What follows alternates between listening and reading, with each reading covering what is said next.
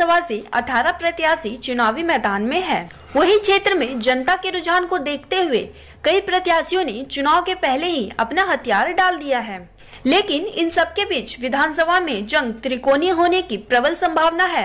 कुछ दिन पहले तक एक और जहां एनडीए और महागठबंधन के प्रत्याशियों के बीच मुकाबला होने के कयास लगाए जा रहे थे, वही बसपा प्रत्याशी डॉक्टर अशोक कुमार उर्फ आलोक यादव के नामांकन के बाद चुनावी फिजा पूरी तरह बदल चुका है। इसमें कोई संशय भी नहीं है कि 3 नवंबर को होने वाले दूसरे चरण के चुनाव में मुकाबला त्रिकोणीय नहीं होगा। अगर क्षेत्र के कुछ जानकारों की माने तो पिछले विधानसभा चुनाव में अक्सर मुकाबला 2 बड़ी पार्टियों के बीच ही होता था, लेकिन पिछले उपचुनाव से मुकाबला त्रिकोणीय होने लगा है। पिछली बार के उपचुनाव में भी डॉक्टर अशोक कुमार उर्फ आलोक यादव निर्दलीय चुनाव लड़े थे। इसमें उन्हें तकरीबन 14,000 वोट मिला था। इसके पश्चात उन्हें राजद से प्रत्याशी बनाने की बात होने लगी, लेकिन वो कहते हैं ना, समय किसी का नहीं होता। राजद ने अपने पुराने कार्यकर्ता पर भरोसा कर प्रत्याशी बनाया, लेकिन उनका विरोध पार्टी के अंदर ही होने लगा। जबकि एनडीए का भी हाल कुछ बेहतर है, ऐसा कहना जल्दबाजी होगी। लेकिन बसपा के टिकट पर चुनाव लड़ रहे डॉक्टर अशोक कुमार दोनों गठबंधन बागियों का आग का तारा बना हुआ है। इसके अतिरिक्त ये जिला परिषद है, इसीलिए पिछले चुनाव में मिले वोट और इनका साफ सुथरा छवि बहुत कुछ इशारा कर रहा है। इसी कड़ी में कायतन भारत के सिटी ब्यूरो रोशन कुमार पांडे से खास बातचीत में बसपा उम्मीदवार डॉक्टर अशोक कुमार ने बड़े ही संजीदे अंदाज में अपनी बातों को रखा है। उन्होंने इस दौरान बाढ़, सुखाड़, बेरोजगारी, किसान की बदहाली, शिक्षा की बदतर स्थिति जैसी कई समस्याओं को चुन चुनकर गिनाया है। हालांकि इस दौरान उन्होंने किसी खास प्रत्याशियों पर छींटाकशी न कर इन सभी समस्याओं के निदान के लिए अपना ब्लूप्रिंट पेश किया है। मैं सभी प्रतिनिधियों का सम्मान करता हूं, लेकिन मैं ये एक बात जरूर कहना चाहता हूं कि ये जो कुव्यवस्था पार्टियों ने बनाई है, अधिक उम्र के व्यक्ति जो कि रिटायर हो जाने चाहिए उनको आप टिकट दे देते हैं, तो मेरी इस व्यवस्था से भी लड़ाई है। और मैं सिर्फ और सिर्फ उन दुश्मनों को जो समाज को बर्बाद किए हुए हैं उनसे लड़ करके एक सुंदर समाज का निर्माण करना चाहता हूँ। मेरी लड़ाई डायरेक्ट किसी पार्टी से नहीं है, कोई पार्टी कहीं पर है ही नहीं, क्योंकि जो जनता के लिए काम न करे, जो जनप्रतिनिधि के कर्तव्य का पालन न करे, जो समाज के सुख दुख में साथ न दे, उससे मेरी लड़ाई क्या हो सकती है। जीतने के बाद आपकी पहली प्राथमिकता क्या होगी सर? जीतने के बाद मेरी सबसे पहली प्राथमिकता होगी, शिक्षा पटरी से पूर्णतः उतर गया है।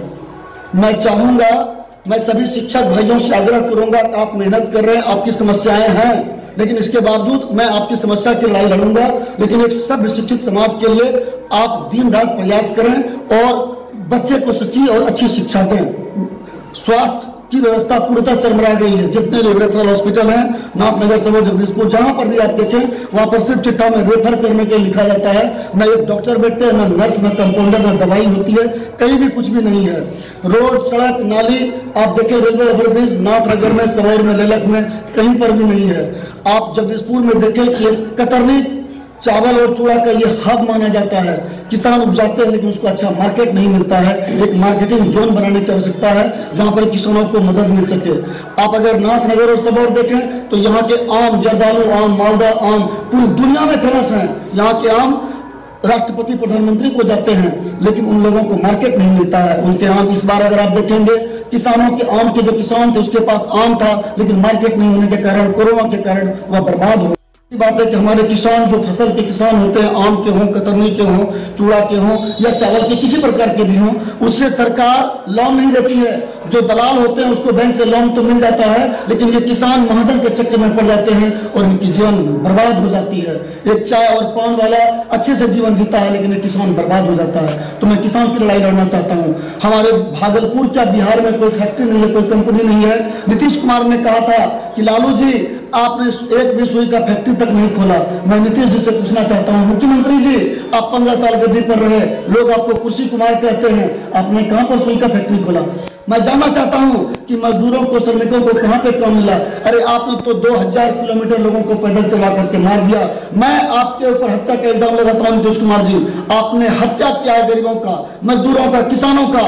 आपने युवा को बेरोजगार कर दिया और उसे आत्महत्या करने के लिए मजबूर कर दिया। युवा बेरोजगार होकर के फांसी पर लटक रहे हैं और आपको सिर्फ ये अंतिम प्रकार में कुर्सी चाहिए। मैं ऐसे व्यक्ति से नफरत करता हूं और मैं आशा करता हूं कि हमारा नाथनगर विधानसभा एक सुंदर विधानसभा बनेगा। मैं एक छोटी छोटी समस्या, जैसे आप देखें कि बाबूपुर मोड़ से लेकर के बगड़े, भोजपुर, हरका, इंग्लिश जितने भी, और आगे आप देखें इंग्लिश के पश्चात अठगामा, ममलखा, इन लोगों के कटाव की सबसे बड़ी समस्या है। ये कट रहे हैं, बस रोड के किनारे कटाव आ चुका है और अब ये गंगा नदी में समा जाएंगे। इसको रिंग बांध कौन बनाएगा? मैं लड़ाई लड़ूंगा, मैं बनाऊंगा। मेरी प्राथमिकता ये है कि मैं एक सुंदर समाज का निर्माण करूं। सबसे बड़ी बात यह है कि जहां से ही मुझे कॉल आए मैं वहां पर खुद जाऊं, उस समस्या को देखूं, लोग आत्मनिर्भर बने, यही मेरी प्राथमिकता है। बहुत अच्छा लग रहा है, लोगों की अपार आशीर्वाद, स्नेह, प्यार उमड़ करके आ रहे हैं। जनता को हमसे काफी आशा है। मैंने जनता के लिए काम किया है, सुख दुख में साथ दिया है। आज जब क्षेत्र जाता हूं तो मुझे गर्व होता है कि हर जाति और धर्म के बंधन से ऊपर उठकर लोग मुझे स्नेह आशीर्वाद दे रहे हैं और मुझे विश्वास दिलाते हैं कि आप चिंता न करें, इस गांव में आप दोबारा आने की आपको कोई आवश्यकता नहीं है, मैं टीम से टीम बनाकर आपके लिए काम करूंगा। तो बड़ी खुशी होती है और गर्व होता है कि हम लोगों ने काम किया है और इससे एक ऊर्जा का संचार होता है कि लगातार क्षेत्र में बना रहूंगा, जीवन भर जनता का काम करता रहूंगा। आपकी लड़ाई नाथनगर विधानसभा में किस पार्टी के प्रत्याशी से?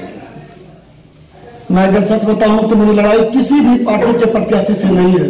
मेरी लड़ाई समाज के कुव्यवस्था से है। मेरी लड़ाई समाज के उन दुश्मनों से है जो गरीबों को देखना पसंद नहीं करते, जो समाज को अंधेरे के गर्त में ढकेल दिए हैं, जो एक विकसित समाज की कल्पना नहीं करना चाहते, जो शिक्षा को चौपट कर दिए हैं, जो युवा को बेरोजगार बना दिए हैं, जो किसानों और मजदूरों को अनाज दाने दाने के लिए मोहताज बना दिए हैं। मेरी लड़ाई उनसे है। मेरी लड़ाई कुप्रथा से है। मेरी लड़ाई हिंदू और मुसलमान के बीच में जो लड़ाई होती है, जो दंगे के लिए जाने जाते हैं भागलपुर, मेरी लड़ाई उन दुश्मनों से है। मैं सभी प्रतिनिधियों का सम्मान करता हूं, लेकिन मैं ये एक बात जरूर कहना चाहता हूं कि ये जो कुव्यवस्था पार्टियों ने बनाई है, अधिक उम्र के व्यक्ति जो कि रिटायर हो जाने चाहिए उनको आप टिकट दे देते हैं, तो मेरी इस व्यवस्था से भी लड़ाई है और मैं सिर्फ और सिर्फ उन दुश्मनों को जो समाज को बर्बाद किए हुए हैं उनसे लड़ करके एक सुंदर समाज का निर्माण करना चाहता हूं। मेरी लड़ाई डायरेक्ट किसी पार्टी से नहीं है, कोई पार्टी कहीं पर है ही नहीं, क्योंकि जो जनता के लिए काम न करे, जो जनप्रतिनिधि के कर्तव्य का पालन न करे, जो समाज के सुख दुख में साथ न दे, उससे मेरी लड़ाई क्या हो सकती है? जीतने के बाद आपकी पहली प्राथमिकता क्या होगी सर? जीतने के बाद मेरी सबसे पहली प्राथमिकता होगी, शिक्षा पटरी से पूर्णतः उतर गया है। मैं चाहूंगा, मैं सभी शिक्षक भाइयों से आग्रह करूंगा कि आप मेहनत कर रहे हैं, आपकी समस्याएं हैं, लेकिन इसके बावजूद मैं आपकी समस्या की लड़ाई लड़ूंगा। लेकिन एक सभ्य शिक्षित समाज के लिए आप दिन रात प्रयास करें और बच्चे को सच्ची और अच्छी शिक्षा दें। स्वास्थ्य की व्यवस्था पूर्णतः चरमरा गई है। जितने भी रेफरल हॉस्पिटल हैं, नाथनगर, सबौर, जगदीशपुर, जहां पर भी आप देखें वहां पर सिर्फ चिट्ठा में रेफर करने के लिए लिखा जाता है। न एक डॉक्टर बैठते हैं, न नर्स, न कंपाउंडर, न दवाई होती है, कहीं भी कुछ भी नहीं है। रोड, सड़क, नाली आप देखें, रेलवे ओवरब्रिज नाथनगर में, सबौर में, लेलक में कहीं पर भी नहीं है। आप जगदीशपुर में देखें कि एक कतरनी चावल और चूड़ा का ये हब माना जाता है। किसान उपजाते हैं लेकिन उसको अच्छा मार्केट नहीं मिलता है। एक मार्केटिंग जोन बनाने की आवश्यकता है जहां पर किसानों को मदद मिल सके। आप अगर नाथनगर और सबौर देखें तो यहाँ के आम, जर्दालू आम, मालदा आम पूरी दुनिया में फेमस हैं। यहाँ के आम राष्ट्रपति, प्रधानमंत्री को जाते हैं, लेकिन उन लोगों को मार्केट नहीं मिलता है उनके आम। इस बार अगर आप देखेंगे, किसानों के आम के जो किसान थे उसके पास आम था, लेकिन मार्केट नहीं होने के कारण, कोरोना के कारण वह बर्बाद हो।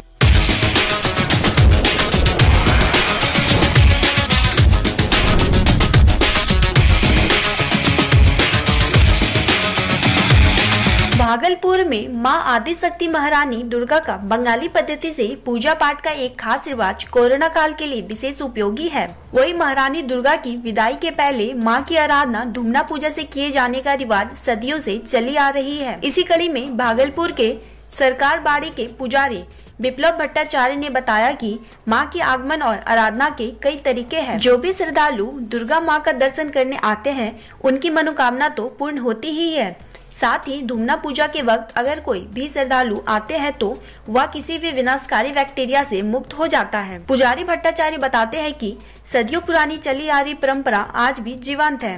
उनकी माने तो कोरोना काल में कोरोना वायरस की समाप्ति और खुशहाली का प्रतीक माँ दुर्गा की धूमना पूजा बेहद अनिवार्य माना जाता है।